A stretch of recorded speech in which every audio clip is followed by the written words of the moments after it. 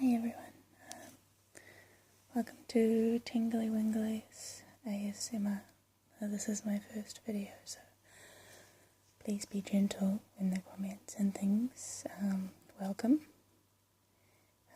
Today I'm going to read for you a Maori myth or legend. Maori, of course, are the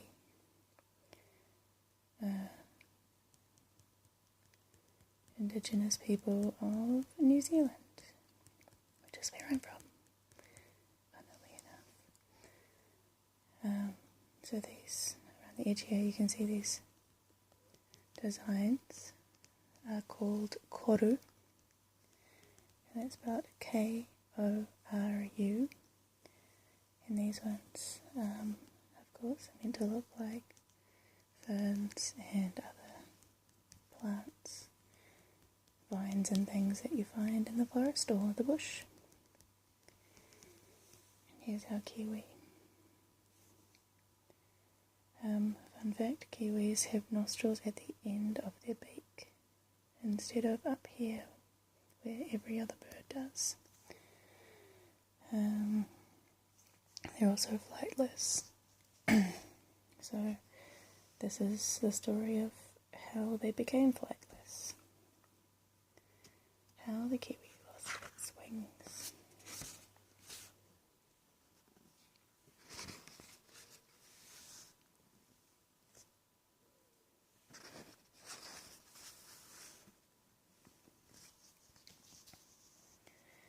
Early one morning, Puki the kiwi was creeping back to his little den under the old rata tree. He was very tired because he had been busy all night hunting for big, juicy worms. Now he was looking forward to a long sleep in his warm, cosy nest. In the trees above, several birds were watching, and as they always did when they saw Puki walking, they said to each other what a shame it was that he couldn't fly. Rero rero, the grey warbler, flew down and said, "Puki, I'm very sorry that you can't fly up in the trees like I can. Doesn't it make you sad?" "No," said Puki, "not in the least. As a matter of fact, there was a time long ago when we kiwi could fly just as well as you can." "Goodness," trilled the warbler, "I didn't know that. May we hear about it?" "Certainly," answered Puki. So all the birds gathered round, and Puki began his story.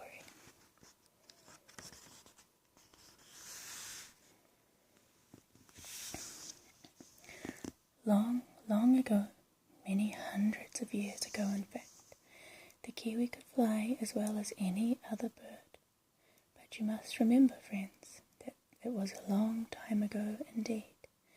In fact, not long after the great maori had fished up this island from the depths of the ocean. There was much more forest in those days than there is now, and the god of the forest was Tane Mahuta, the mighty Tane. Now Tane loved the forest and the birds that lived in it. The birds themselves were very happy and sang from morning to night. Many of those birds you would not recognize today. For instance, Tui here had no little white bib on his throat, and Ruru the morbog wasn't brown as he is today, but was quite brightly coloured. And Kiwi?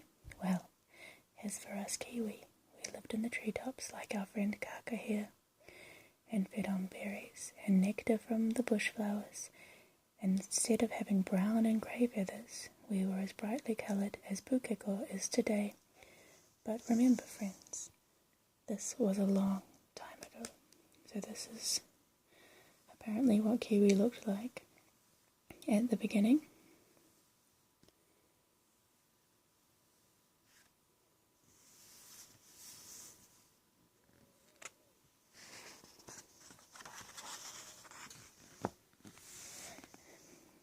There was a father to the forest. He saw that the great kauri trees had room to grow tall and straight, and made sure that the young rimu saplings with their beautiful drooping branches had space around them. When the rain fell from the heavens and the wind threatened to blow down the great trees, he pleaded with Tāwhiri Mātea, the god of the great winds, and the rain would cease, and the winds drop, and the sun would shine again. Then, one terrible summer, there was a great plague of insects, and the forest floor teemed with crawling, creeping things, beetles and centipedes, and great wriggling worms. They attacked the trees, eating the bark and the leaves and the roots, until the bush was no longer green, but a feverish, sickly yellow. So there's Tane Maruta.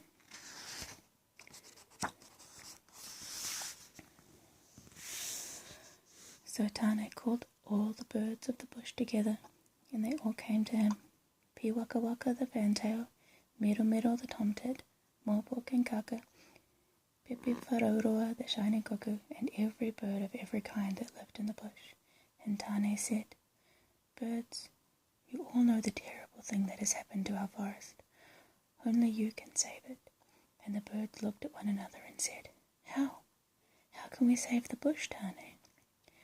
Tane answered them, "Some of you must come down from the trees and live on the ground. You must forget the light and sunshine of the treetops and live in the gloom of the forest floor. You must forget the sweet berries and the nectar of the flowers, and instead eat these creeping things that are killing our forest. Which of you will do it?" And none of the birds answered him. So here we have Tui, Mopok, Oruru, Fantail, Wood Pigeon or Kereru, Kaka, it's a big parrot. I think that might be the tomtit, and Pukeko. I don't know about the other ones.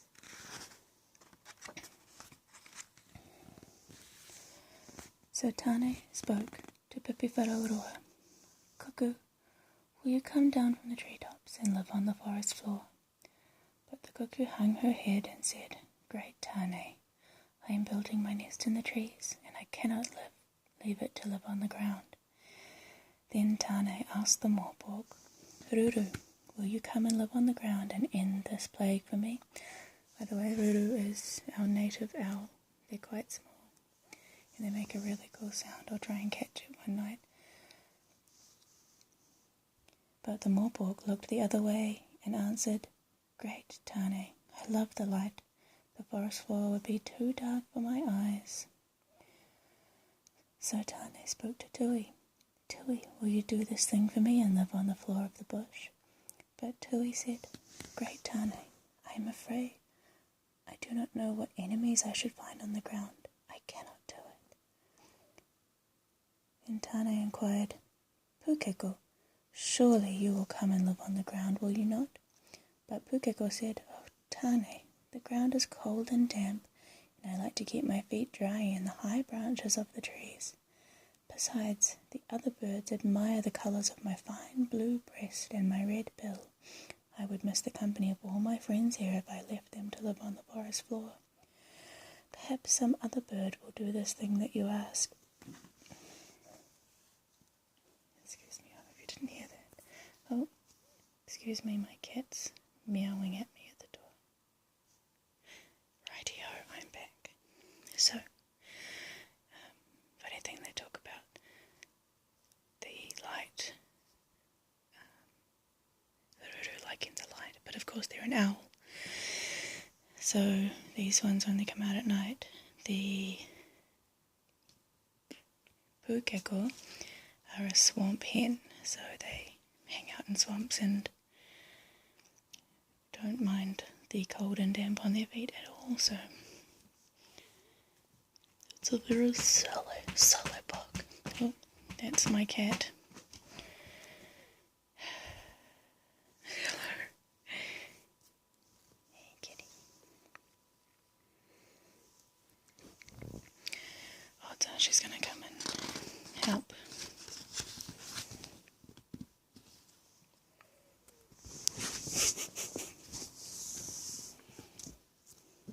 Oh, good girl.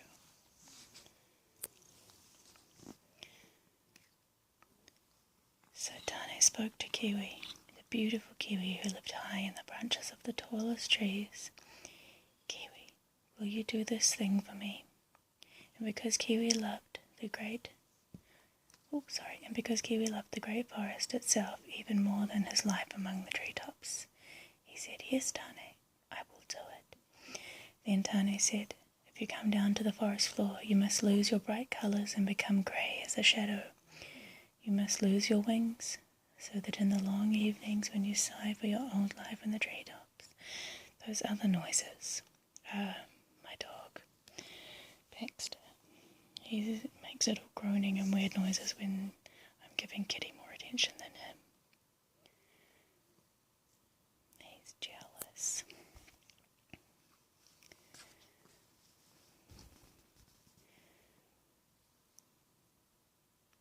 In the long evenings when you sigh for your old life in the treetops, you cannot return here, and your slim legs must grow thick and strong so that you can run quickly across the ground.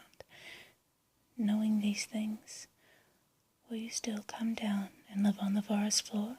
And Kiwi bowed his head and answered, "Yes, Tane, I will." So there's Kiwi being a really cool guy and taking one for the team. Are you making some ASMR as well, Kitty?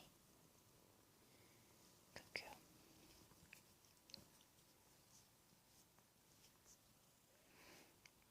So I'm just going to try and... Oh, thank you.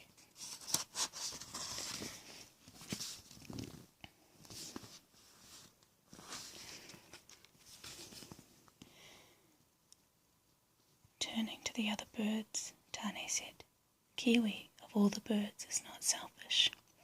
You others thought not of the forest, nor of the other birds, but only of yourselves.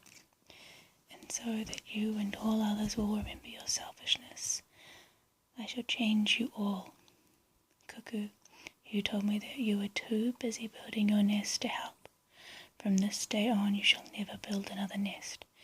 Instead, you will lay your eggs in the nests of other birds, and they will scorn you. And Ruru the Morbok, you who tell me you love the light, from now on you will live in the deepest parts of the forest and fly only in the black of night." Oh, I see. I ruined it for you and told you what they all do now. It's their punishments. Tui.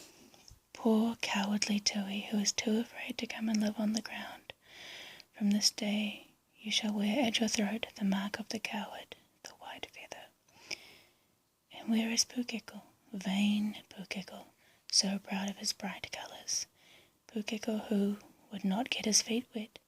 Pukeko who loves the company of other birds. From now on your feet shall only know the dampness of the swamps, and you shall live in the lonely places and spend your days far from the birds of the bush, which is good because Pukeko are assholes and they chase other animals, specifically ducks.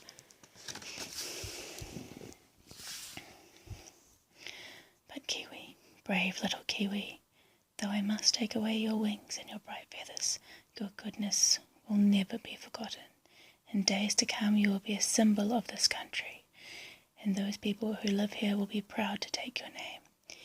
And you other birds who would not offer to help me, you also I shall punish. I shall make you silent, and the voice of a bird will never be heard in the forest again.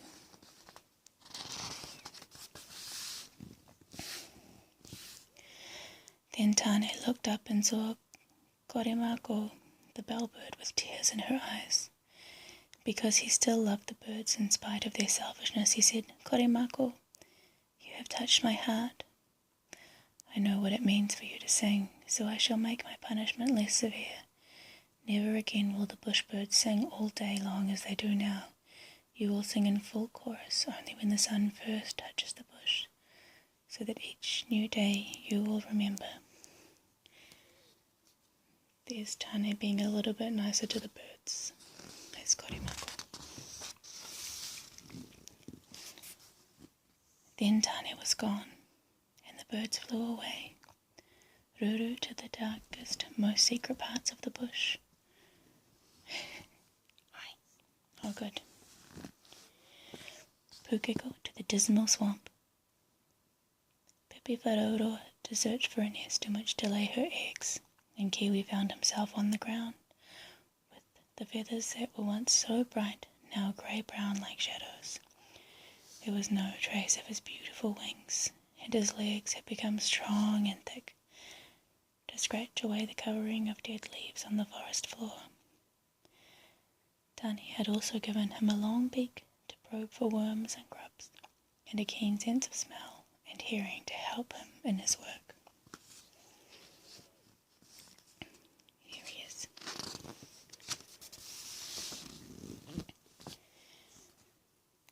And from that day to this, the birds haven't changed. Tui still wears his white feathers, and Pukeko still lives in the lonely swamps.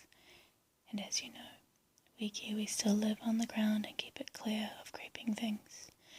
So it has been for many thousands of years, and so it shall always be, for Tane himself ordered it. His story told, Puki gave a great yawn and shuffled off home to sleep.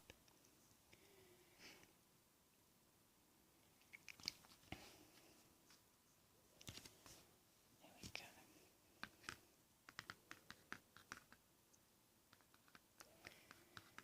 Thank you so much for watching or listening to my first ever video. I hope you enjoyed it. If you have any suggestions or anything else that you would like me to do, just let me know, and I'll see what I can do. Oh, kitty, kitty.